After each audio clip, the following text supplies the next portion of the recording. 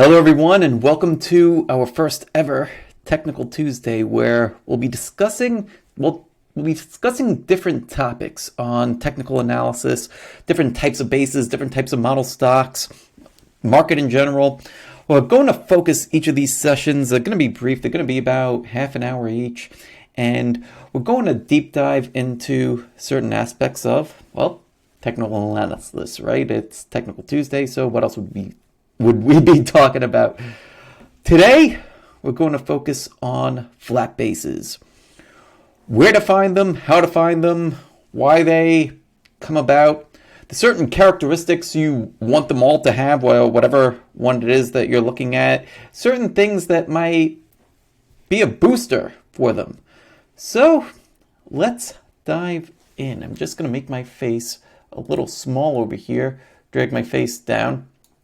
And first things first, let's take a look at some of the criteria for a flat base. Now, you might recognize this spreadsheet. This spreadsheet is in every single playbook, right? So if you just pop open the playbook, you could scroll over to the setups tab, and I have the other setups hidden, so that way we could just focus on flat bases, but the flat base is right here. So you can see what my definition of it is. It's the standard definition that you would find in any of O'Neill's work or anything from IBD. But this is what a flat base is in its simplest terms. So a flat base. You could find a flat base on either a daily time frame or a weekly time frame. They should be 5 weeks in length minimum. Now, this is going to be important for flat bases. It's going to be important for whatever type of setup you're looking at. You want to have a clear definition, a hard line in the sand of how long should this thing be. Should it be 5 weeks, 6 weeks, 9 weeks? Should it be less? Should it be more? How long should the base be? For the case of a flat base, you want it to be 5 weeks minimum. Allow that to be your hard line in the sand, especially if you are just starting out and starting to understand, well, what in the heck a flat base even is. So 5 weeks minimum. Then the pivot point. Right, where are we going to enter this thing? Because as you'll see in a moment, sometimes you could jump into a base, jump into buying a trade. Sometimes you could do it a little bit early. Sometimes there'll be opportunities for us to get in, well, in what I call an advanced entry point. Oh, what's required for those? The way that I like to look at it is anywhere between 3 to 5 days should be the ballpark of when I want to enter into that. And so we'll take a look at the advanced area. The depth, right? The depth of the pattern. The depth of the pattern should be about 10 to 15% maximum, right? So at least 10, 15% max. Now you might be saying, well, why that range? Well, why have a minimum? Well, what if I find one that's 9% deep? Well, what if I find one that's 8% deep? Sometimes, like if the entirety of the base is too narrow, then it might not move the length that you want it to move, right? So at least in this program, if you're following the kind of work that I'm doing and the kind of moves that I'm looking for, I want my stocks to have the capability of running 20%, right? 20 to 25%. That's standard for a flat base. Not all of them are going to do that, but if the depth of the pattern is too shallow, then it has less of a likelihood to be able to have those kinds of a move if it does break out. Think of it like if you were holding a basketball underwater, right? So you're holding the basketball underwater, and let's say that you've got a swimming pool, and you're able to press the ball down. The further you press the ball down, the further it's going to be able to shoot up into the air, right? But if you only press it down just a little bit, yeah, it'll pop above the surface, but it's not really going to give so much. So that's why we want to have that depth in the pattern, right? And similar around the pivot area as well. As far as the look and the character of this thing goes, and we're going to take a look at a number of samples. Look and the character. As you might expect, it looks like a rectangle, right? It's a flat base, so it's just moving sideways. The price action in the better ones are going to tighten up, right? So you'll see some samples. Maybe you'll come across a flat base where price is just bouncing around, up and down, up and down, up and down. And it's not really tightening up that well. Those ones, sometimes they could work, sometimes they fail. It's okay, it's not something that's necessarily a flaw, but the best ones tend to have this volatility contraction pattern baked into them, where from the left to the right, they're getting progressively tighter. We'll see a couple of those. And finally, right, getting to where they show up in the trend. So where to find these? You want to have the stock already be in a solid uptrend. So most of the time, you're going to find a flat base after price has already run up. You're consolidating sideways, and then it's ready to make its next move. So why are we talking about flat bases right now? Well, the market is starting to move sideways, right? Well, right now it's April the 9th, 2024. Market has started to move sideways over the last several weeks. So we are now in a spot where we might start to see some flat bases developing. And that speaks to the market type as well. So uptrend, sideways. And if you do find one of these flat bases in a downtrending market, and you might, you do want it to be as close to one of the models that we're looking at structurally. So let's take a look at some of these model stocks here. And here's something that you could do inside of TradingView. You could make all different sorts of lists. So I made a special model flat base list. So you could come into this here, and I have a few of them that I picked up on Market Surge. I almost said Market Smith. It used to be called Market Smith. Now it's Market Surge. Just to show you one other cool trick that I found in Market Surge, if you happen to be a member of this. So, and let me move my face out of the way. So one of the cool things in Market Surge is that they have pre-compiled lists for you. They call it a Growth 250, and it screens for all different sorts of growth stock characteristics. I don't use it so much because I already have my screens that I've been using for years and years and years, and I'm comfortable with that. But they have these pre-generated lists for you. One of the things that they have on these lists, and you can't find it anywhere else inside Market Surge. I was looking to see if I could add this here to the universe list. Unfortunately, I can't. But it will tell you what type of base this thing is setting up in.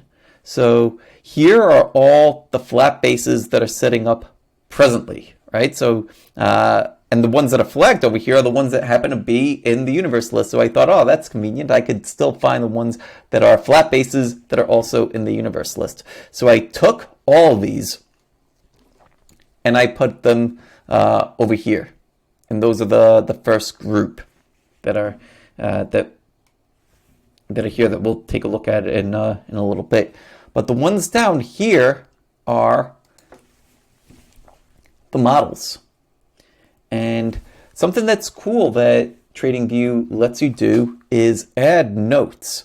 And so you could add notes, and add a screenshot. So there's this flat base here, and we will talk about that flat base right now because this is one of the models. So I actually want to go over to the chart itself, right? So let's zoom back to October of 21. And so we'll put this over here. And here's our first flat base that we'll talk about. So sometimes the pattern recognition will pick up the flat base. Does it pick it up over here? It looks like it does. Yeah, it picked up that one. Great. Sometimes it'll pick it up very well.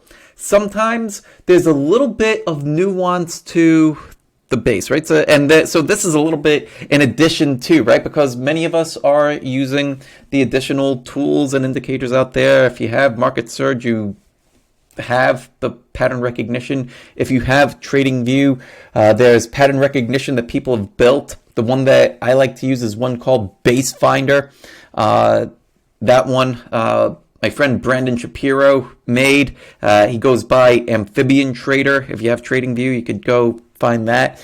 And so this thing did a pretty good job of finding the base. But what it started to do, right? The base actually broke out over here, right? It doesn't flag it for that entirety. It just flags it for up to this part here. The reason why is because price triggered where it saw the entry as, but when you start to learn a little bit more about bases and some of the nuances of them, one of the little nuances with a flat base is that price can pop above the high of the base, but if it settles back below it for the week, then it's the original pivot still counts. And you could also come over here and start to look at the daily time frame and see where's the real pivot. Hi, Jim. Thanks for joining us live. Well, we were just doing this. This Technical Tuesday. It's the first time that we're doing this, and I decided to do it this morning. Right, the idea just came to me, and to do more of these themed little sessions here. So was recording a little bit by myself, but Jim's here to catch the second half. Awesome. All right. So here is how I analyzed or annotated this flat base. Now, this flat base is in Donnelly Financial Solutions. This is one that I actually traded back in October of 2021. And the way that I saw this trading was I saw it contracting over here, and over here. And you could see how long the contraction was and how deep the contraction was. So it was 14% deep, then almost 10% deep, and then over here it was about 4% deep. So earlier we had mentioned that one of the characteristics of the best flat bases, right? If we come back over to this, price action in the better ones tighten up toward the end, aka volatility contraction pattern action. You have that in this one here, right? It's a bit wide over here, then it tightens up, then it tightens up again. Something else that you want to get in the habit of too is, well, when you marking these up, and why don't I take all the annotations off for a second here. Let's even take off the base finder part.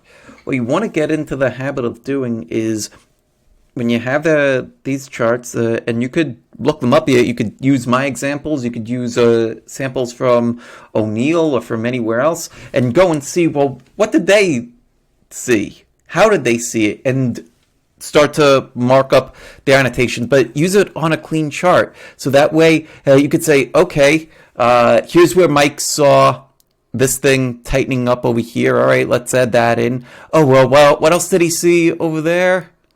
Oh, yeah, price was getting supported by the 21 EMA. Huh. And jot that down and ask yourself, well, why might that be important? Maybe you're here. Maybe you ask the question. Maybe you're watching this later on. You post it into the chat. Well, I'll give you the answer for that one. The reason why that 21 EMA is important is because that's one of the characteristics that monster stocks had when they made their big moves. They would often hold the 21-day exponential moving average for a large bulk of their move. That's one of the things that John Boyd pointed to in his book, Monster Stocks.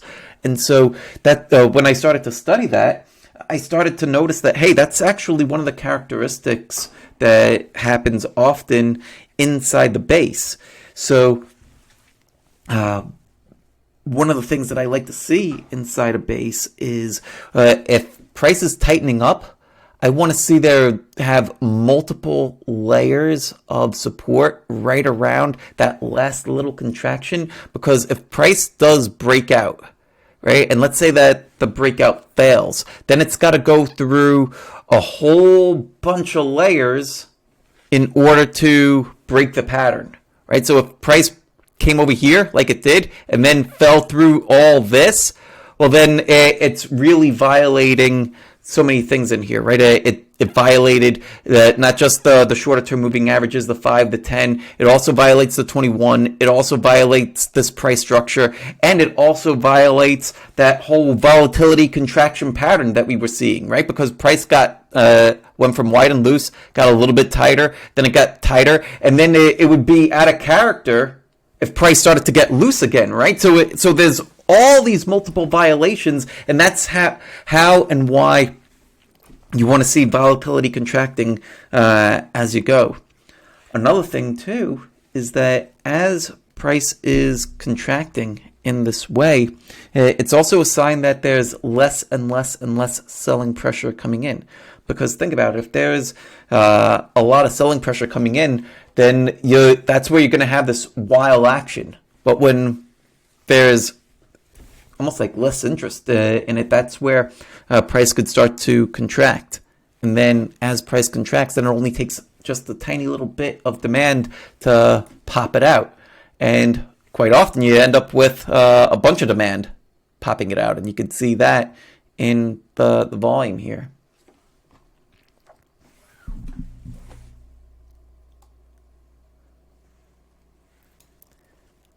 Yeah, Jim, at this point, it's you and I in here. So if you have any questions, just feel free to jump right in. Nothing right now, but yeah, that was good. I kind of had a pretty broad for a base, but yeah, I say I need to kind of tighten that up a little bit. Yeah. That's a good explanation of the 21 and how the VCP gets tighter and higher. Kind of makes sense. Get your little rectangle and if it breaks character. So yeah, that makes a lot of sense, things to look for. Yeah, and I think that one of the big keys here, right, and this is something that I want to start doing even more so within this program, is to have a lot more of these teaching exercises, almost like, and this hit me when I was at the gym today. Like so many ideas come to me when I'm at the gym. So you go to the gym and what do? There's you could go and work out on your own and that's okay. But the thing that I always enjoy is working out with a group and doing the classes, even though the classes are structured and there's it's basically the same kinds of things. Like on Monday we're doing a high intensity workout. On Wednesday we're doing spin, and so what's coming, but doing it in a group, and you start to learn more in that way. So that got me thinking, well, what if we started to go through some of the skills in the book and started to deep dive some of those, so that way we could learn them together. So the first thing, Technical Tuesday, I like alliteration, so here we are. But as far as a flat base goes, right? And as far as really any of these model stocks go, well, what we want to do is go through samples. Go through samples of historical winners. So grab the ones that I've done for you already. Go through O'Neill's books. Go through Minervini's books. Go through IBD, right? And there's loads and loads of these samples of great flat bases where they have the characteristics that they should have. Like they're not wide and loose and all over the place. You're going to find great samples where they have the correct price action and they have the correct volume as well.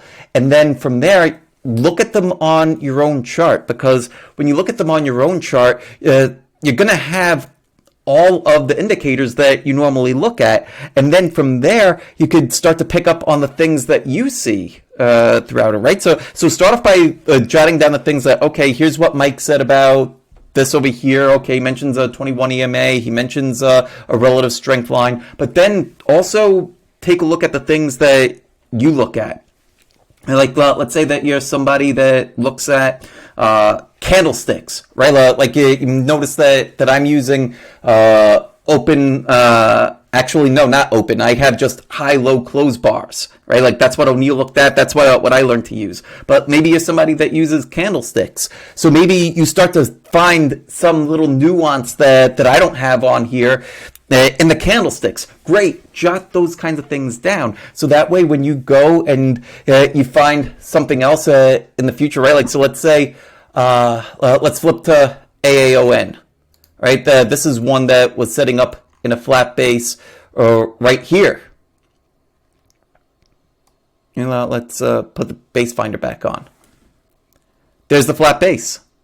Maybe you spot something on here that's similar to the flat base that you had modeled.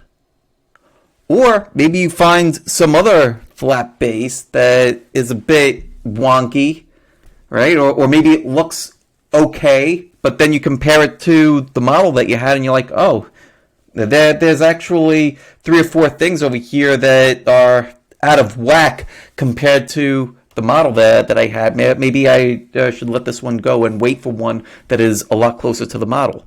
Not to say that the one that you found doesn't work, but the idea is that we know that the model gives us the best opportunity for success. And it's not that the model is going to work all the time too, but if we go for the ones that give us the best opportunity for success, we're far more likely to have success. Does that make sense? Absolutely. Yeah, so let's see.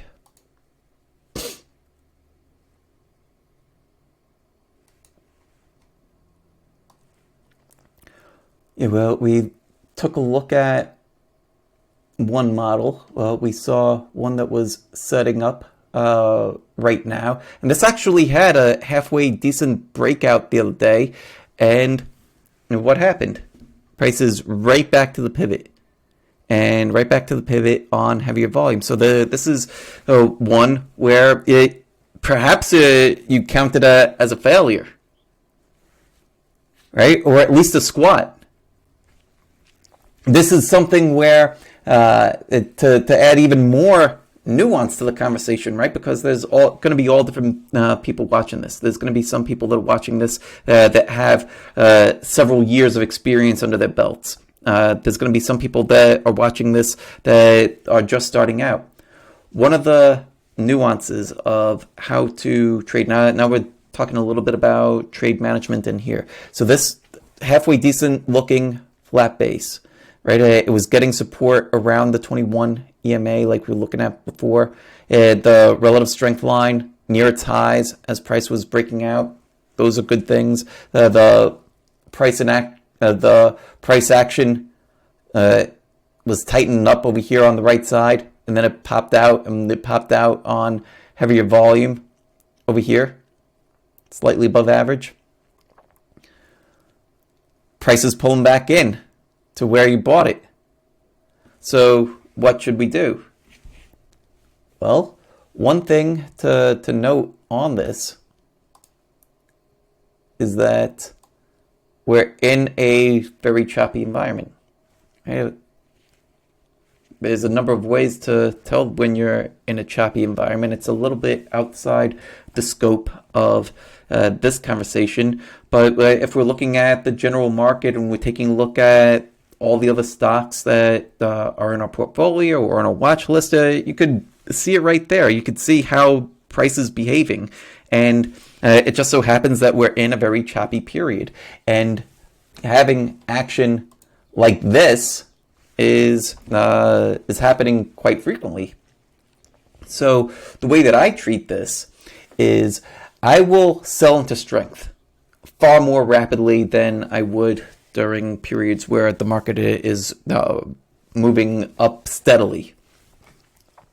And I'll sell into strength faster than I would normally. So this is one where price broke out and it ran 5%. What I've been doing on my trades is when I get to 5%, and for me that's generally around where my first scalp would be, I'm selling half. Maybe that sounds like a lot. It is a lot, but the reason for it is because most stocks aren't breaking out and running. Most stocks are breaking out and coming right back in. So if I had taken this, I would have sold half right there. Now, would I have taken this trade? I actually wouldn't have, and I actually did not. Why wouldn't I take this one? Flat base seems pretty good, right? It was well formed. The reason why I opted not to take this one, and this again is going into the nuance of the market environment that we're in. I know that most stocks aren't running very far. Even though this is a well-formed base, how much do I have to risk? Right? If I want to get in at the pivot, right, where it breaks out, and I want to set my stop below support, how much do I need to risk? In this case, I would need to risk about 5%. So I'm putting myself in a scenario where my best case is a 1-to-1. Right? I either win 5% or I lose 5%. That's not so great. And it's not so great if I'm taking off half here and price does this, but I'm still risking the full amount, right? Now all of a sudden my reward to risk ratio is inverted, where I'm risking more than my potential gain. So in a scenario like this, I'd rather, even though the base looks good, I'll sit on my hands. Yeah, it makes sense. All right. That time really flew. The half an hour is done. Jim, I'll ask you, is there any questions or anything that you had that you wanted to get in before we close? I guess, is that something you scan for, flat bases, or is it just something that's part of your, just visual analysis? For me, it's part of my visual analysis. So I'll go through my entire universe list, right? So, and I just put in the universe list here, right? So I actually have my full universe list in TradingView. Now, you're not able to yet, but I was talking with Brandon, the guy that made the danger signals indicator, and he was saying that pretty soon there's this new screener in here, Stocks 2.0. And pretty soon, one of the options that they're going to have under technicals is going to be to screen based off of pine scripts. Now, I'm not exactly sure how detailed it's going to be, but one of the if it gets to the point where you're able to screen for flat bases, I think that would be pretty darn cool. Yeah. I mentioned this earlier. I'm not sure if you heard this or if you're a Market Surge subscriber, but one of the things that they have, if you open up the Growth 250, is in their list, they put the base type. So you could just filter based on what type of base is popping up. Okay. So that's a pretty cool feature. But I'm just doing it visually. I'll go through the universe list. I'll see what's setting up in a flat base. I know what I'm looking for. And then once I find ones that look visually appealing, then I'll go down and verify, right? Because I'm not just going to trust my eyes. I want to measure it out and say, okay, does this actually fit 15% or less? Does it actually fit the 5-week criteria? Right. Does the base finder seem to help you with that if you're using that, or do you have to tweak it? Most of the time, I keep most of the indicators off. The reason why I like to keep the indicators off is because I don't want to be influenced by what it picks up versus what I might pick up on my own. Right. But sometimes it will help you. So let's go back over to, where do I have the flat bases? Flat base over here, right? And so these were the ones that got picked up. So over here, right? I might not recognize that as a flat base, well, when I'm just going through, because it has more of the U shape to it. So maybe it is useful looking at it that way. Like, oh, it picked that up. Oh, what is that? And then you pull your mouse over. Oh, that's a flat base, and it tells you. It gives you a lot of useful information, right? There's the pivot, the depth. It has the 5 weeks. There's more accumulation than distribution in the base. Oh, cool. Yeah, here's another one. Hey, let's take let me just talk briefly about this one, because this has one of the characteristics that I wanted to mention in the video. That so with this flat base, there's actually 2 things to point out here, right? So I have the base finder on, and the same thing happened in MarketSmith. You notice how it doesn't have the flat base outlined here on the daily time frame, but it does on the weekly. That's one of the nuances that sometimes the pattern rec will find, sometimes it won't find. That's why I think that these indicators, and if you're using other forms of tools or bots or AI, I think that they're nice enhancements. I think that they could save quite a bit of time, but we can't just close our eyes and let this thing run on its own. I think that an important part is for us to know what we're looking for, and so that we might catch that and it highlights it for us. But we've got to be able to be like, okay, I know what I'm looking for. Let's go and dive into this.